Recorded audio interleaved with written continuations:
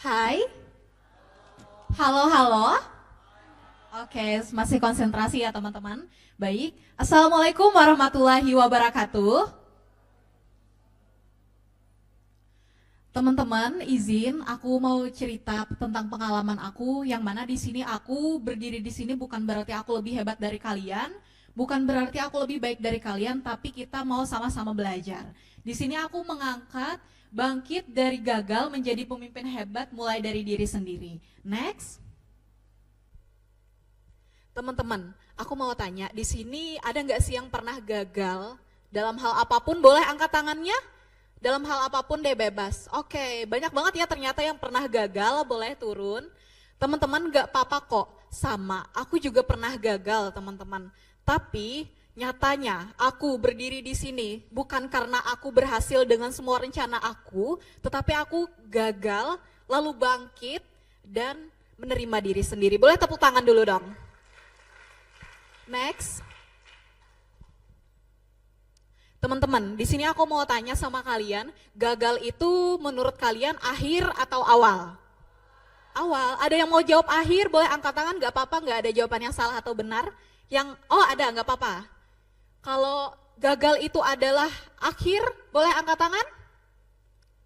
Oke, kalau awal, ada yang mau beranggapan? Oke, ada beberapa. Terima kasih, boleh turun. Teman-teman, aku juga gitu. Aku juga dulu menganggap kalau gagal itu adalah akhir. Akhir dari semua perjuangan aku, akhir dari semua usaha-usaha aku. Dan aku mau izin cerita sedikit ya teman-teman. Aku di sini pernah gagal dalam mendapatkan jurusan impian kuliah teman-teman. Sebut saja jurusan pilihan pertama itu kesehatan, pilihan kedua keguruan. Cukup jauh ya teman-teman. Nah, aku waktu kuliah di semester pertama dan kedua, di tahun pertama itu juga sangat terpuruk teman-teman. Aku merasa aku gagal akhir dari semua pembelajaran dan organisasi yang aku ikuti, aku merasa gagal karena aku tidak bisa kuliah di jurusan pilihan pertama teman-teman. Tapi ternyata di semester 3 aku mencoba untuk bangkit, aku mencoba daftar duta, aku mencoba daftar satgas dan lain sebagainya, dan ternyata aku bisa bangkit teman-teman.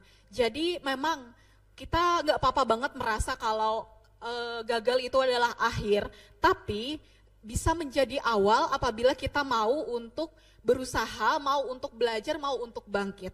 Boleh di next? Teman-teman, aku membaca buku dengan judul Tuhan Beri Aku Alasan Untuk Tidak Menyerah, dan aku menemukan kutipan yang sangat ngena banget nih untuk kita semua, yaitu apapun yang tidak membunuhmu hanya akan membuatmu lebih kuat. Apapun ya teman-teman, entah itu gagal, entah itu tidak lolos, entah itu hal-hal yang tidak kita sukai, tapi itu tidak membunuh kita, maka itu akan membuat kita lebih kuat teman-teman. Boleh di next? Teman-teman, aku mau tanya lagi nih, menjadi pemimpin itu lebih dulu diri sendiri atau orang lain? Diri sendiri, lebih dulu mementingkan memimpin diri sendiri atau orang lain? Diri sendiri. Kalaunya kita merasa kita kesusahan, yang menolong kita pertama diri sendiri atau orang lain? Diri sendiri. Jadi bagus banget tadi materi dari Kak Hengki juga tentang kepemimpinan. Tapi teman-teman, sebelum kita memimpin orang lain, kita harus bisa memimpin diri sendiri. Oke, boleh di next. Nah teman-teman, di sini aku berproses dalam 3 proses ini. Yang pertama, melewati masa lalu. Melewati masa lalu itu maksudnya apa sih? Maksudnya teman-teman, kita dalam hidup ini pastinya punya hal-hal yang bisa kita kendalikan dan hal-hal yang tidak bisa kita kendalikan. Contohnya, seperti aku tadi, aku tidak lulus pilihan pertama jurusan kuliah, itu adalah hal yang tidak bisa aku kendalikan. Berbeda dengan aku kuliah jurusan kedua, aku belajar bahasa isyarat, aku buka potensi aku dan aku bisa berkembang. Itu adalah hal yang bisa kita kendalikan.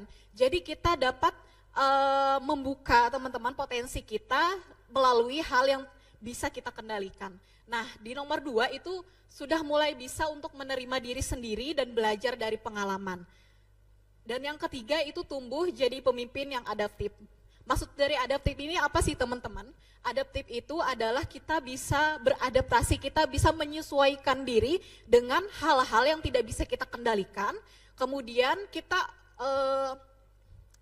hal-hal yang bisa kita kendalikan itu kita dorong lagi, kita bakar lagi semangatnya untuk menjadi pemimpin yang adaptif nantinya. Boleh di next? Nah teman-teman, menerima diri itu bukan kelemahan ya teman-teman, tetapi itu adalah awal untuk menjadi pemimpin yang hebat. Kita kembali lagi, kita punya dua hal yang bisa kita kendalikan dan tidak bisa kita kendalikan. Boleh di next? Oh ternyata sudah habis teman-teman. Mungkin sekian yang dapat aku sampaikan. Semoga pengalaman aku bisa bermanfaat untuk kalian. Dan satu pesan aku teman-teman, sesuai dengan kutipan buku tadi, bahwa apapun yang tidak membunuh kalian, itu membuat kalian lebih kuat. Terima kasih. Wassalamualaikum warahmatullahi wabarakatuh.